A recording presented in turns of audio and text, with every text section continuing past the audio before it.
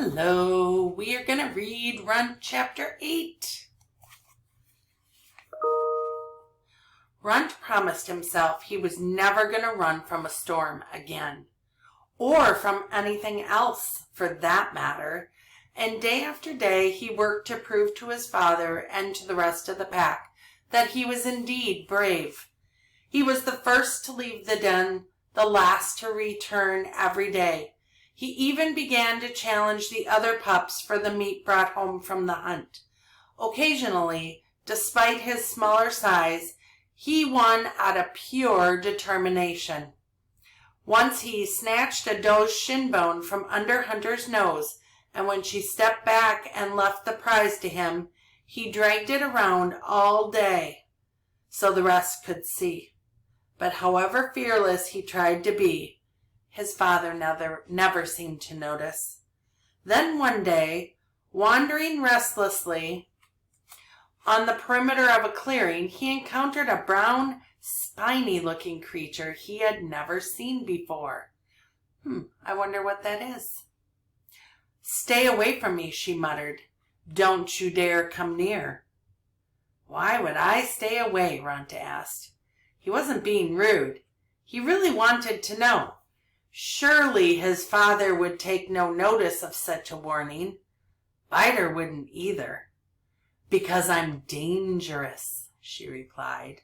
"I am the most dangerous animal in the forest." Runt couldn't help but laugh at such a boast. He knew who the most dangerous animal in the forest was. It was the wolf, of course.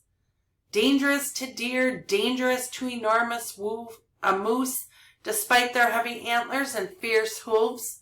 Even bears gave the pack a wide berth. "Do you think you can scare me?" Runt danced on his slender legs around the creature, so low to the ground and so slow moving. Thinker approached too, though more cautiously. "That's a porcupine," he murmured to Runt. "I think she's best left alone." But Runt ignored his brother. Their mother must have made a mistake when she named him Thinker.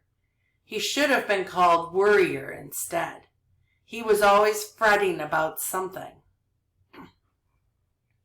Runt took a step closer to the short-legged animal.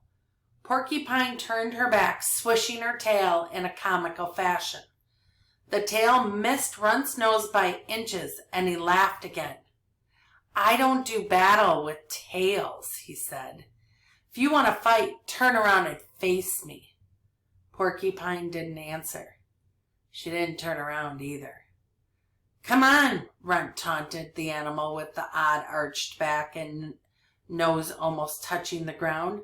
"Come on, are you scared or what?" But what must have been the answer, because instead of replying, she swung her tail again. Runt jumped back, not because he was afraid, of course. What was there to be afraid of in a tail? But only because he wanted to prolong the game. Maybe the next time the tail came by, he would grab it and show that silly creature a thing or two. First, he would capture the tail, then the whole beast. He would drag Porcupine back to the den for a small feast. Then his family would call him Provider, conqueror of the most dangerous animal in the forest. Runt Thinker scolded, "Be care." The tail swung once more, and Thinker, so busy warning Runt that he was unprepared himself, slipped and lost his footing when he tried to move away. To Runt's surprise, his brother shrieked, a piercing scream Runt had never heard from any pup before.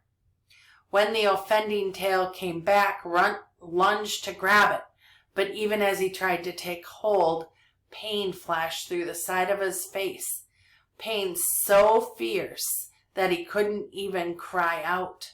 A dozen stabs below his right eye and all along his jaw took his breath away. Thinker was still screaming, but Runt could no longer consider him. He was himself stumbling, crying, trying to outrun the searing pain. Where was he going? He had no idea. He barely took note of anything before him. He could tell only that he was moving away from Thinker, or perhaps his brother was moving away from him, because the crying sounds grew more distant. Discovering himself at the edge of a lake, Runt buried his stinger face in the cold water. But even that gave no relief. Barbs had driven themselves through his skin into his mouth. He slapped at the long prickers, raising onto his haunches and using both paws to bat and pull at them. But that did no good. The pain, which he had thought could be no greater, only grew worse. Runt raised his wounded muzzle to the sky he had loved since the first day out of the den and cried, "Help me! Someone! Please help me!" In the distance he could hear Thinker uttering that same cry. Helper and the other pups answered, but that was far away too, far away and growing farther. The yearling and the other pups must have run to help Thinker. "We are always careful," Father had said, "but we are not afraid."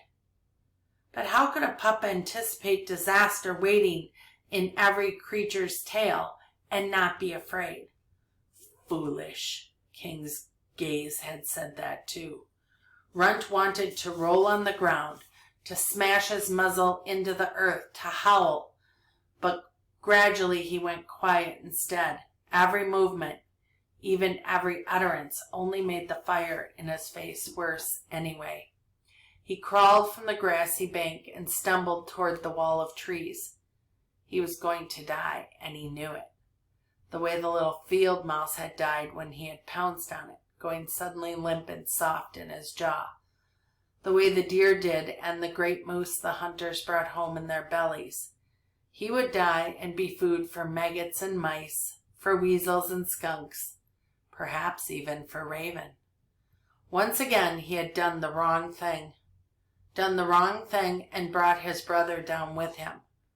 What right did he have to live? Runt stepped beneath the shelter of a pine tree, and the entire grove reached out to surround him. He plodded on.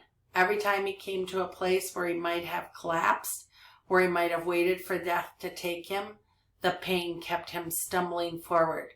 He moved past the remains of a bear's winter nest, gouged out beneath a boulder, past quaking aspen and whispering spruce. He kept going until the agony in his face had grown beyond endurance. Only when he came to a clearing did he stop at last. The moment he reached it, he knew it was the clearing, the one where he had encountered the human creature. He started to turn back, then stopped. Humans meant death for wolves. That is what his father had said. His father who thought he was foolish and afraid. For a time Runt stood perfectly still, trembling in the shadow of the trees. Then he stepped bravely out into the clearing, sat back on his haunches in full view of the human's strange nest, and tipped his burning face to the sky. "Come and get me," he sang. "I'm here. I'm ready to die." That is the end of chapter 8.